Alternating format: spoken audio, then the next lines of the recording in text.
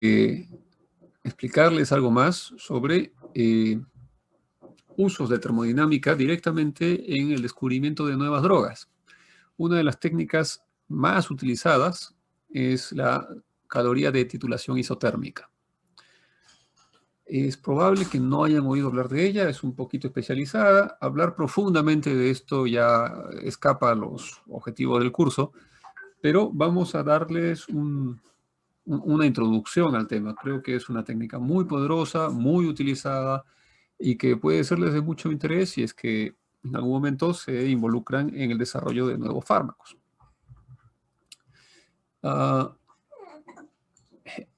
La caloría de titulación isotérmica, ¿de qué se trata? Se trata de medir la entalpía de unión. Cuando tú tienes por ejemplo, una enzima y que se une con un inhibidor, el inhibidor va a establecer nuevas interacciones, ¿no es cierto? Se desplaza agua, puede haber efecto hidrofóbico, y se establecen interacciones, que pueden haber puentes de hidrógeno, pueden haber fuerzas de Van der Waals, pueden haber puentes iónicos. También, a la hora de introducirse en el sitio activo, la enzima puede cambiar de configuración. Quizás haya algún cambio de configuración importante. Todo esto puede generar un cambio de entalpía. En un calorímetro lo que mides es cambio de entalpía. Hay diferentes modelos de calorímetro. El calorímetro más sencillo es el que vimos un vistazo así en la clase, ¿no? Simplemente un vaso aislado, como un termo, con un termómetro. Haces una reacción adentro y si el termómetro sube, hubo un cambio exotérmico. Si el termómetro baja, hubo un cambio endotérmico, ¿no? Simplemente así llevas a cabo la reacción en un sistema aislado y si sube o baja la temperatura, y lo que estás midiendo es el cambio de entalpía. Pero la caloría de titulación isotérmica es un poquito más sofisticada y hace algo muy, muy, muy interesante. Lo que hace es que tienes dos recipientes, uno de referencia y uno para hacer tu experimento. En el balón de referencia solamente tienes el medio de la reacción, o sea, un buffer, simplemente. Mientras que en tu pera de experimentos tienes aquí, por ejemplo, el ejemplo que acabo de decir, una enzima, más o menos en alta concentración tiene que ser para que haya una buena medida, una fuerte señal, tiene que haber una concentración más o menos alta, ¿no? Típicamente estamos por encima de 1 miligramo por mililitro, o por ahí, cerca en el orden de 1 miligramo por mililitro, que es regularmente fuerte esa concentración. Y colocas gotita a gotita, poco a poco, un ligando. Por ejemplo, un inhibidor, y tú quieres ver la reacción del inhibidor con la enzima. Lo único que ves aquí es que esta pera, si es que hay una buena interacción, si es que es una reacción exotérmica, se va a calentar. Entonces, si esta celda de experimento se calienta, esto manda una señal al calibration heater, un sensor de calibración que le manda la señal al calentador de referencia. Entonces, si esto, imaginémonos, sube medio grado centígrado, le manda la señal a la celda de referencia y le dice calienta medio grado centígrado, para que permanezcan las dos a la misma temperatura. Después de un rato, quizás el calor se disipa, a pesar de que todo esto está aislado, se disipa y esto le va a decir ya no calientes más. Entonces, ¿de qué me sirve esto? Yo registro con una excelente precisión cuánta energía tengo que meterle a esta segunda pera para que se mantenga a la misma temperatura que la primera. ¿Okay? Entonces, yo puedo registrar en términos de energía eléctrica, ¿no? Cuántos kilowatts hora, en realidad miliwatts por minuto, cuánta energía yo involucro en mantener a las dos en la misma temperatura. Eso significa cuánta energía hubo que se desprendió de la reacción que se llevó a cabo aquí. ¿No? Entonces, si se despide calor, o sea, significa que ha sido una reacción exotérmica y voy a detectar cuánta energía le involucro acá. Si al contrario se absorbe calor, de pronto yo tenía toda esta reacción a 37 grados centígrados y esto enfría.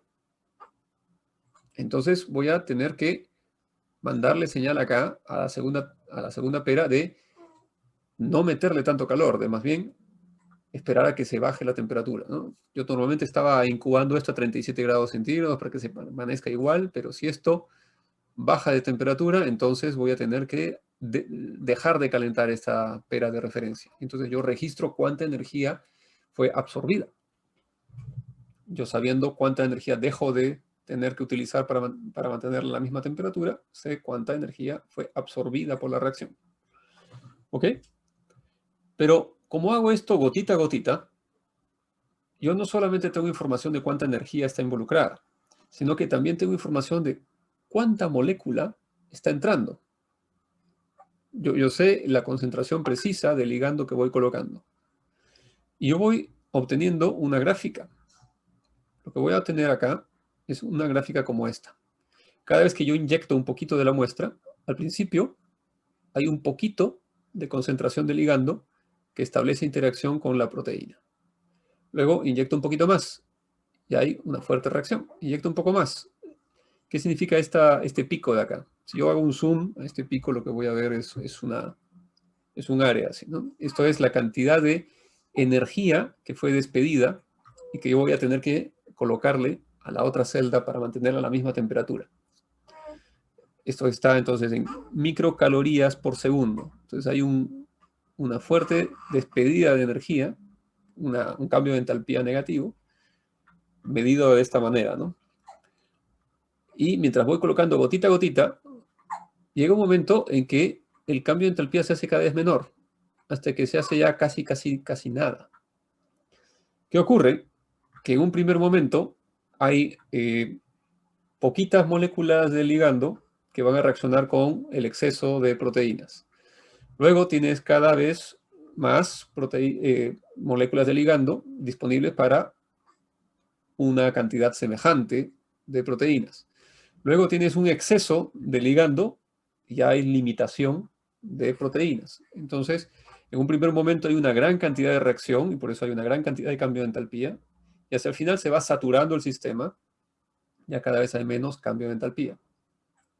Ya llega un momento en que colocas ligando y ni un solo ligando extra se pega porque ya tienes tanto exceso de ligando que todas las proteínas disponibles han sido saturadas con ligando. Entonces ya no hay un cambio de entalpía debido a la reacción de unión, porque ya se acabó esa reacción de unión, ya no hay más, el 100% se ha saturado. Entonces yo puedo hacer una curva de los valores de entalpía en el tiempo, integrando el área bajo cada uno de estos picos, teniendo como eje el ratio molar, ¿no? El momento en que esta curva tiene un punto de inflexión, porque cada vez es más alto, más alto, más alto, luego empieza a ser cada vez menos, menos, menos. El punto de inflexión es justo el momento en donde yo tengo 50% de saturación. 50% de las proteínas han unido al ligando. Luego, mientras más agrego de ligando, cada vez hay menos proteína disponible, de manera que la curva se hace cada vez más lenta, el cambio de entalpía es cada vez menos importante, ¿no? Hasta que llega a haber prácticamente cero de cambio de entalpía, ya hay muy poquito, ¿no es cierto? Entonces, acá, en este punto, me da muchísima información, porque aquí yo sé que en esta concentración tengo 50 y 50. Esta concentración de sustrato que yo he colocado, esta concentración no de sustrato, sino, por ejemplo, de un inhibidor de ligando, corresponde con la constante de disociación. Entonces, yo puedo tener información de la afinidad, porque si yo sé a qué concentración el 50% de moléculas está capturada, tengo información del calor de reacción por unión. Y si junto estas dos informaciones, una información sobre la afinidad, sobre la constante de asociación-disociación, y otra información sobre el calor total, entalpía, esto de acá es una constante de equilibrio. Y esto de acá es el delta H. Y si yo recuerdo Delta G es igual a delta H menos T delta S. Pero yo he obtenido este valor de la constante de equilibrio. Y además he obtenido este valor de delta H. Entonces, despejando, yo puedo obtener, yo conozco la temperatura.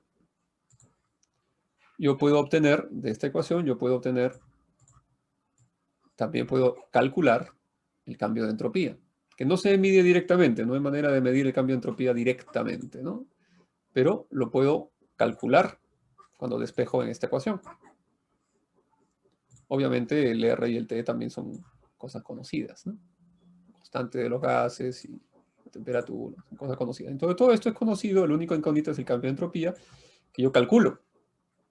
Entonces también he obtenido el valor de delta G. Lo puedo calcular con los datos experimentales. ¿Alguna pregunta sobre esto hasta ahora?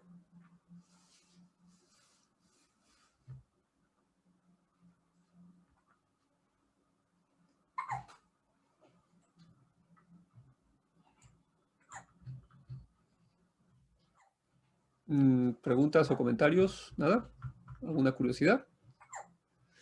Esto lo podemos volver a ver después de hablar de enzimas, cuando hablemos del Km, la constante de asociación-disociación, vale la pena regresar a este tema de nuevo, para recordar cómo la constante de aquí, de asociación-disociación, es una constante de equilibrio.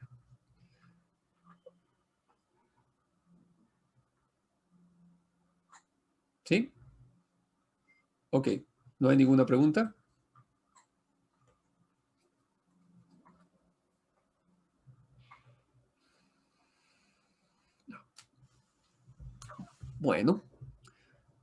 Bueno, continuamos.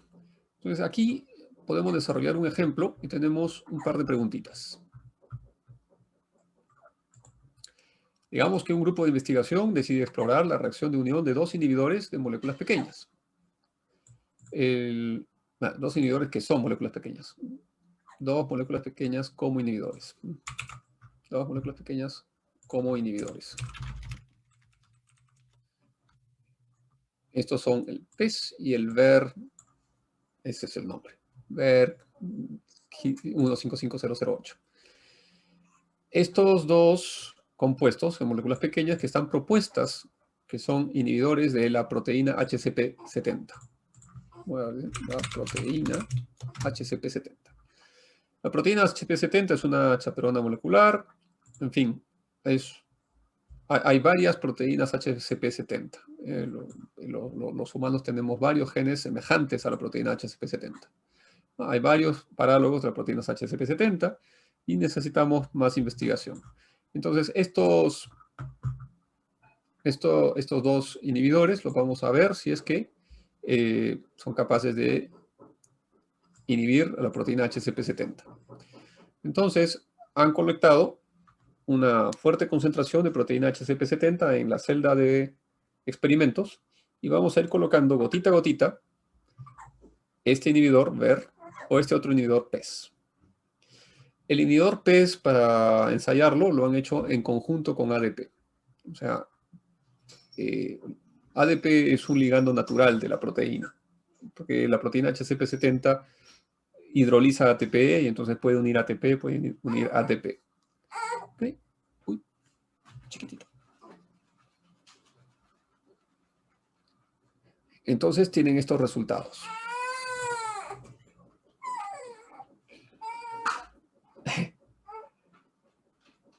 Entonces, si vemos estos resultados, vemos como ADP, tú empiezas a colocarlo y tienes cada vez un cambio importante de entalpía hasta que se satura de ADP y ya no hay más cambio de entalpía. Quiere decir que agregar ADP establece interacciones con la proteína y hay una reacción de unión que es exotérmica. También es exotérmico agregar este inhibidor, VER. Previamente saturado de ADP, empiezan a agregar PES, es otro candidato inhibidor. Y vean cómo tiene un poquito de acción, no hay un cambio de entalpía tan fuerte, ¿no? Ok.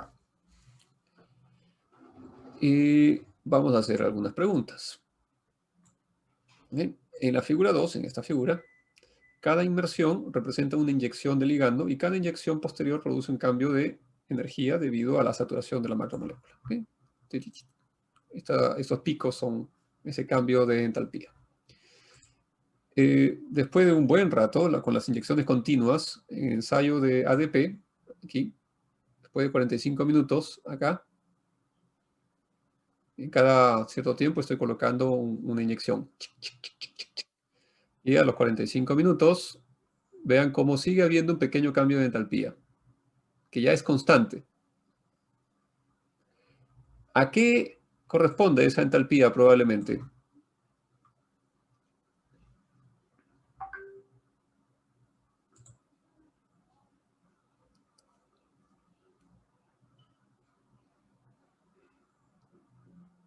¿Alguna idea?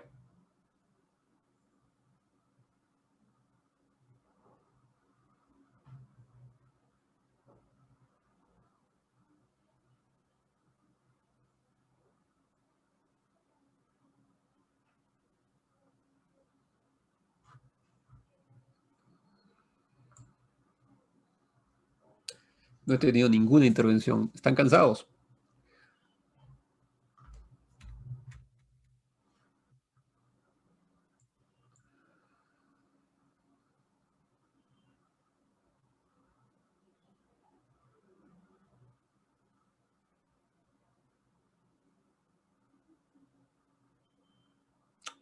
Todo el día de corrido clases. Eso es muy duro.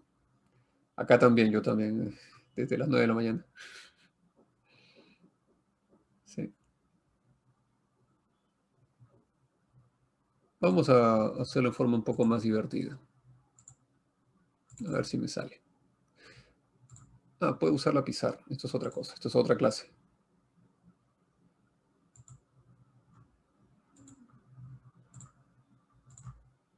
A ver. Aquí está el experimento. Y digamos que vamos a hacerlo diferente.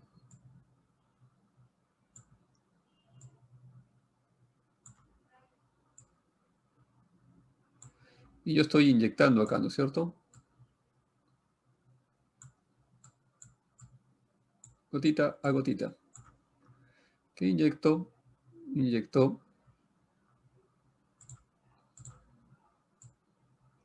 Inyecto un ligando. Entonces entra ligando acá. Y el ligando va a establecer un equilibrio de unión-disociación. Si yo veo esto, concentración de ligando, yo voy inyectando poquito a poquito, ¿no? Entonces, bueno, eso es, perdón. Concentración de ligando, debe ser el tiempo.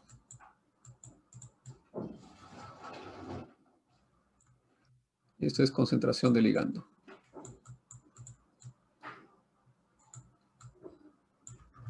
Entonces, al principio hay 0, luego, ¡pup!, hago una inyección, ¡pup!, otra inyección, ¡pup!, otra inyección, ¡pup! Este es mi experimento. En consecuencia, cada vez que yo hago esa inyección, ¿qué va a ocurrir? Si yo, digamos, yo sé que está aquí, ¿cómo es la reacción? Proteína más ligando, me sale un equilibrio de complejo, ¿no? El complejo proteína-ligando. Esta es mi reacción.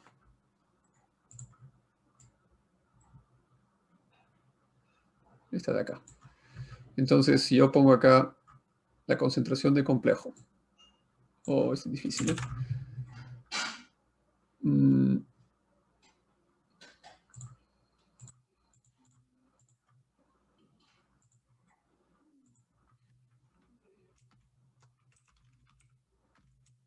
La concentración de complejo, digamos, en el tiempo. Hago la misma gráfica, ¿no? Ups, La concentración de complejo en el tiempo, ¿cómo va a ser? En un primer momento, obviamente, si no hay nada de ligando en el momento cero, no hay nada de ligando, entonces, ¿cuánto complejo puede haber? Cero.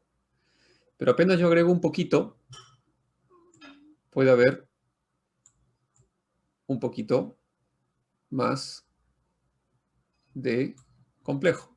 Yo agrego un poco más, va a haber un poco más de complejo. Yo agrego un poco más, va a haber un poco más de complejo. Pero va a haber un momento, ¿sí o no? Que va a haber un momento en que no importa ya cuánto ligando agregue. Si ya no hay más proteína, ya no puede haber más complejo. Entonces va a haber un momento en que, aunque yo agregue, ya no sube tanto la concentración de complejo.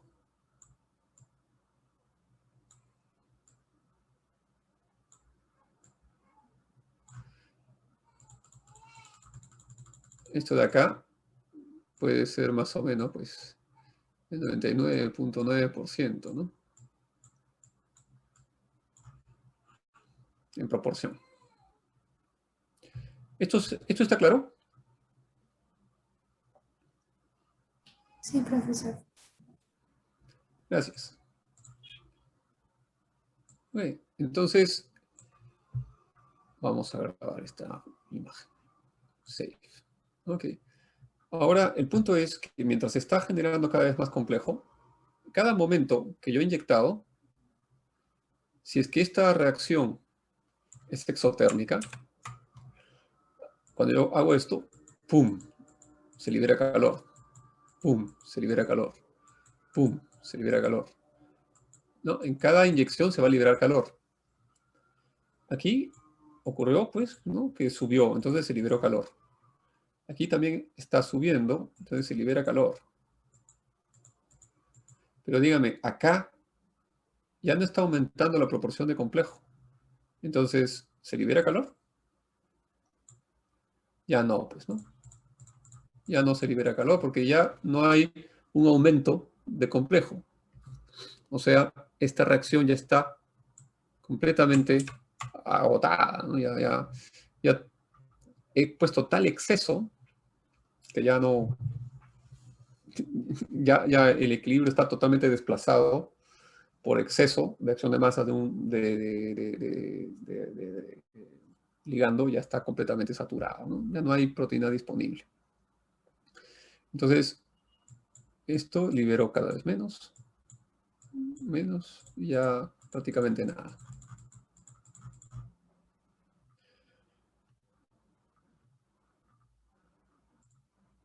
Bueno, podríamos decir a esto,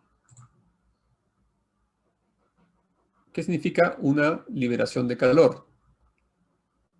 Significa un cambio de entalpía negativo, ¿no? Y eso es lo que se ve. Eso es lo que se ve en esta gráfica. Se ve una energía que he tenido que agregar en la celda de referencia para equipararle a la temperatura de la celda de experimento. Eso lo mido como una cantidad de energía, entonces el cambio de entalpía negativo. Bueno, además, en la forma de esta curva, me dice en qué concentración, vamos a ver, vamos a regresar a la...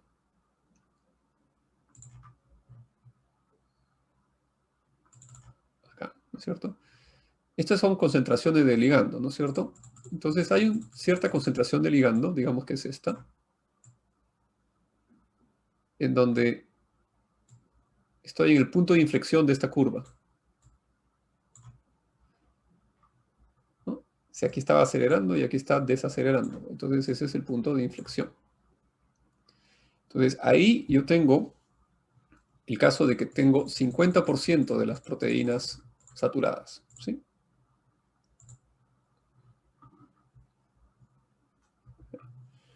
Y en esta situación, yo tengo que yo tengo que estar en un equilibrio de 50-50. Ahí sí, realmente 50-50. O sea, en estas condiciones, la constante de equilibrio es justamente 1. O sea, aquí el G es 0. El delta de G es 0.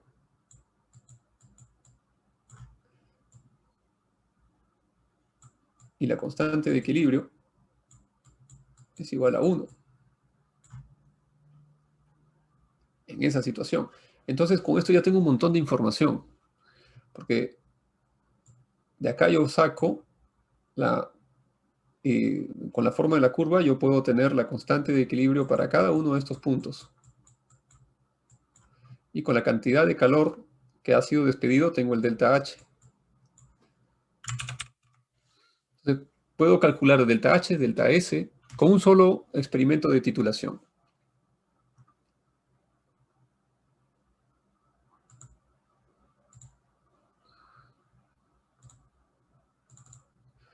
Me preguntan qué aporta el ADP en este ejercicio. Bien, esta investigación en particular quiere estudiar qué tan bien funciona el VER y el PES como inhibidores y además qué tipo de interacciones ejercen. ¿Cuáles son las interacciones que tienen un cambio de entalpía favorable? ¿Y cuáles son el tipo de interacciones que no tienen un cambio de entalpía favorable, sino más bien un cambio de entropía favorable? Yo puedo distinguirlas con esto, ¿no es cierto? Si me sale un cambio de entropía muy favorable, yo sé entonces que las interacciones son principalmente por efecto hidrofóbico. Si me sale en cambio que el cambio de entalpía es muy favorable, entonces las interacciones van a ser principalmente de puentes de hidrógeno y Van der Waals. En el caso particular de estos inhibidores, el PES se piensa que tiene afinidad por la forma unida al ADP. Entonces, es un caso particular. El inhibidor puede ser muy bueno para la proteína en cierta configuración y muy malo en otra configuración. Entonces, por asuntos específicos de esta investigación, querían anclar a la proteína en la configuración unidad ADP y allí ver si el PES establece interacciones favorables. Entonces, este experimento de acá es añadiendo PES ya previamente a una molécula saturada con ADP. Entonces, previamente hicieron un experimento con ADP y después ven el experimento con PES más ADP. ¿Sí?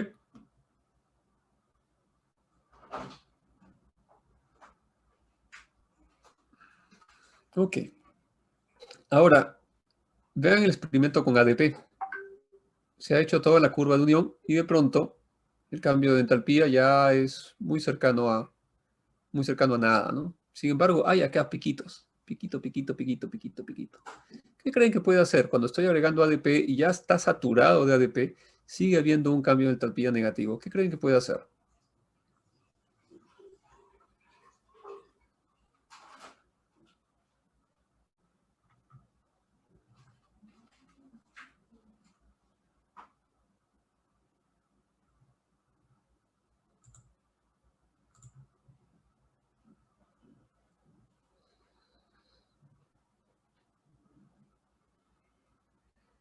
Pero las reacciones serían en los dos sentidos.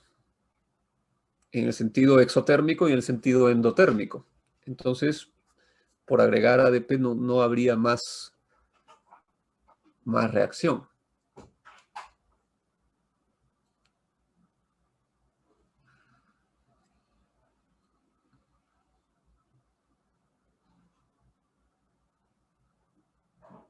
La ADP ya saturó la enzima, completamente, ya está saturado. Agrego ADP y ya todas las enzimas están saturadas con ADP. Correcto.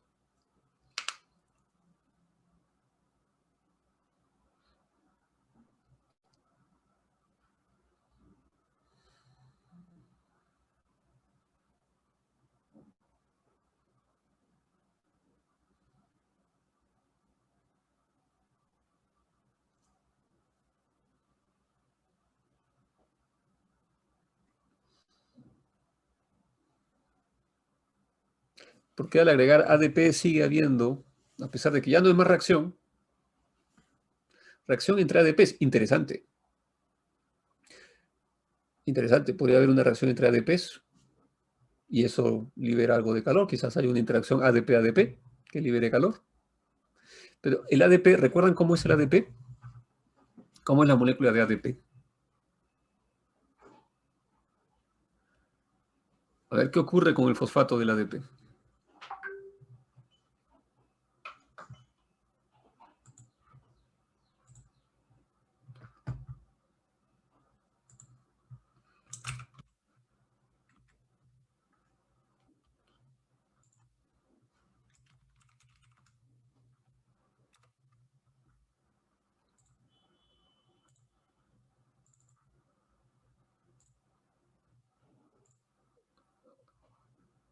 Ahí está el ADP. ¿Qué creen que puede estar ocurriendo?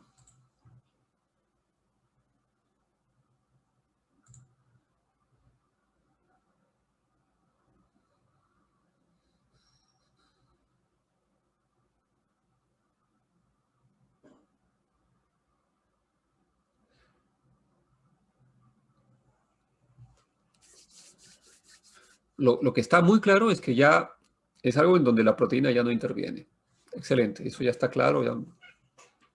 Ya la proteína no interviene, ya la proteína está llena de ADP. Yo agrego ADP y se libera calor. ¿Por qué? Ok, es el calor de dilución. El calor de dilución. Hidrólisis no. Hidrólisis no. Requerirías una enzima que hidrolice el ADP, ¿no? No es tan inestable. Pero es una buena idea. Es una... ¿por qué no? Si eso es un enlace de alta energía, espontáneamente se podría romper. Ocurre muy lentamente, entonces no de manera significativa en cuestión de minutos que yo inyecte y se libere calor, no, eso así nomás no. Lo que ocurre es el calor de dilución. En las gotas que yo estoy agregando, el ADP está muy concentrado. Cuando entra esa gotita de ADP a la pera de experimento, se diluye. Entonces, hay una mayor solvatación de los grupos fosfato, de estar interactuando mucho entre ellos, ahora interactúan más favorablemente con el solvente. Entonces, así como ocurre con muchas sales, cuando tú las diluyes, pasan a interactuar mejor con el solvente, hay una solvatación muy favorable, y eso es, en algunos casos, fuertemente exotérmico. Y hay un cambio de entalpía. Aquí estamos viendo entalpía. Ojo, esta gráfica, estos piquitos, son cambios de calor. Entonces es entalpía, no es entropía. Tampoco estoy viendo delta G. ¿Qué es lo que estoy midiendo en un calorímetro? En un calorímetro mido delta H, el calor total de reacción. Cuando ya está en equilibrio, la temperatura del medio podría alterar la conformación del ADP. No la afecta mayormente, ¿eh? Lo que va a afectar principalmente es vibraciones y energía de traslación. No va a romper la molécula, a menos que la lleves a 1000 grados centígrados, algo así. Profesor, disculpe. ¿Sí? Entonces, esta detección de calor es por la dilución, menciona, ¿verdad? Sí, y es muy pequeñita, sí. Sí. ¿Y esta dilución está relacionada con la entropía? Bueno, sí, cuando algo se diluye es como un gas que se difunde, efectivamente tiene mayor grado de libertad, pero lo que yo mido acá es un cambio de entalpía. Entonces, tiene usted toda la razón, hay un cambio de entropía favorable, pero el calorímetro me da una medición de entalpía. El caso especial de yo tener toda una curva de reacción me permite calcular la constante de equilibrio, y con la constante de equilibrio y el cambio de entalpía juntos, puedo despejar y calcular el cambio de entropía. Pero el instrumento directamente acá, cuando estoy agregando ADP, ADP, ADP, ya no hay nada que yo esté midiendo una constante de equilibrio, simplemente es una dilución, no tengo con qué obtener otros valores, lo único que estoy obteniendo acá es un cambio de entalpía, porque directamente es la cantidad de calor que se mide, y nada más, ¿no? Entonces, esto picos de microcal por segundo, son calorías, es simplemente calor.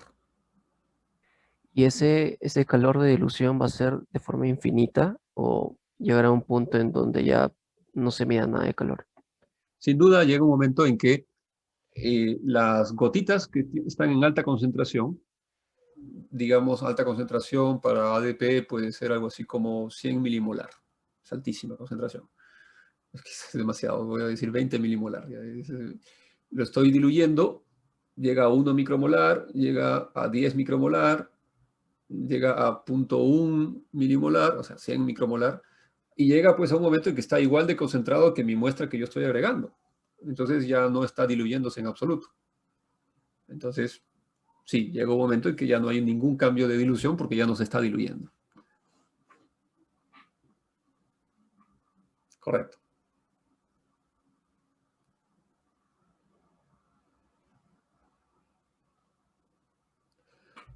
Bien, entonces la respuesta a esta pregunta es una entalpía de dilución del ADP. La siguiente pregunta, y está acá todita desarrollada, pero lo tengo ahí en fantasma. En condiciones fisiológicas, o sea, un buffer de pH 7, una temperatura cercana a 37. ¿Qué cambio de energía libre de enlace en kilocal por mol se necesitaría para cambiar la constante de afinidad 100 veces? Constante de afinidad se llama constante de disociación. Y esta es la constante de 100 veces, o sea, 100x. Esto en realidad sería un cambio en el cambio de energía libre.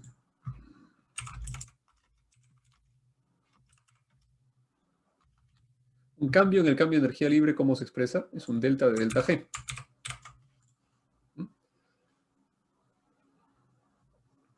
O sea, yo tengo un cierto delta G por ir agregando, o sea, de la reacción ligando enzima, ¿no? De esa reacción yo tengo una constante de disociación. Bien. Y si yo quisiera que esa constante de disociación se incremente 100 veces, bueno, en realidad tendría que ser que la afinidad se incremente 100 veces, significa que la constante de disociación se reduce 100 veces. ¿Cuánto debe ser el cambio en el cambio de energía libre? Pero ya es un poquito tarde y deben estar cansados realmente. Acá están los cálculos, es realmente sencillo.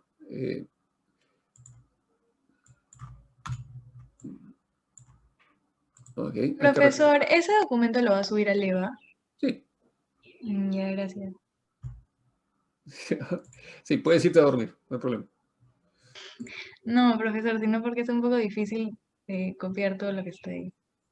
Claro, no copien, no sirve de nada copiar. Además, lo subo y además hay referencia al documento original, esto lo he sacado de Khan Academy. Y bueno. Entonces nos dan estas opciones. Yo tengo que hacer un cambio de energía libre. Para empezar, ¿debe ser más negativo o más positivo para aumentar la afinidad? Positivo.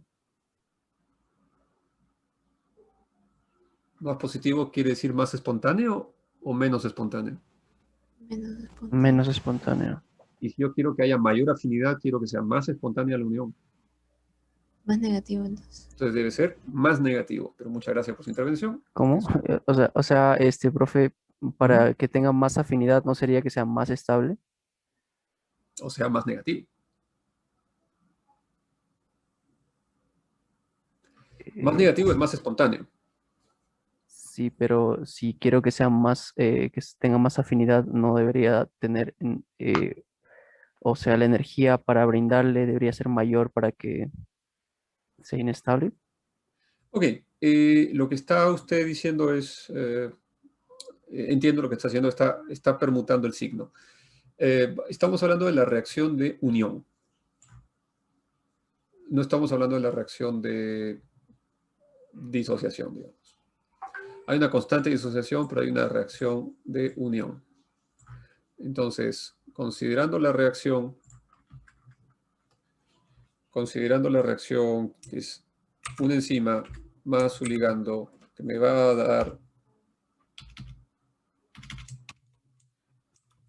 el complejo, escrita así hacia la derecha, hacia la formación de complejo, el delta de G de binding debe ser para una unión más estable, más fuerte, más espontánea.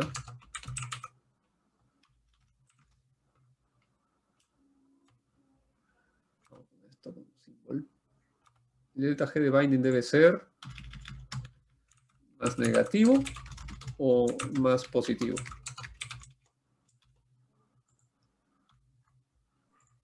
Negativo, profe. Gracias, ya lo entendí. Sí. Pero yo entiendo lo que usted estaba diciendo. Usted estaba pensando en la reacción de disociación y cuánto tengo que meterle para romperlo. Y está bien, está bien. Pero entonces puede ser un poco enredado.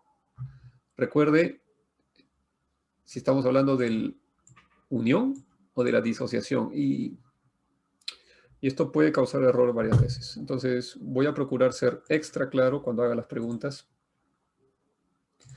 Entonces, para una unión más estable, escrita la reacción hacia la derecha, requiero que sea más negativo. Entonces ya descarto las positivas. Entonces, debe ser alguna de estas dos. Por descartes. Yo quiero que la afinidad sea 100 veces mayor. Ya tengo aquí la profe, ya llegó la profe. ¿Daniel? Carla, ¿cómo estás? ¿Llegas? Hola, me está pidiendo un password que no me has mandado. Ok. Te lo mando en este momento. Ya llegó la profesora, les dejo este ejercicio. Un segundo.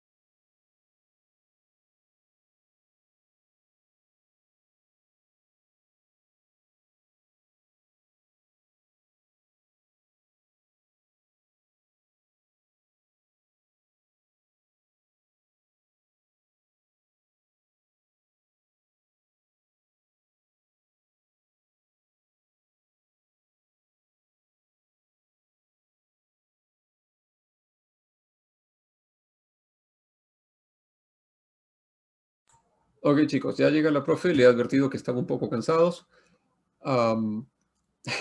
Sí, ella también y yo también. Bueno, Listo, estoy subiendo ya este archivo. estamos. A ver. Estoy subiendo el archivo que estamos viendo y está ahí todo resuelto, pero procuren hacerlo ustedes mismos. Las dejo. Ok, gracias.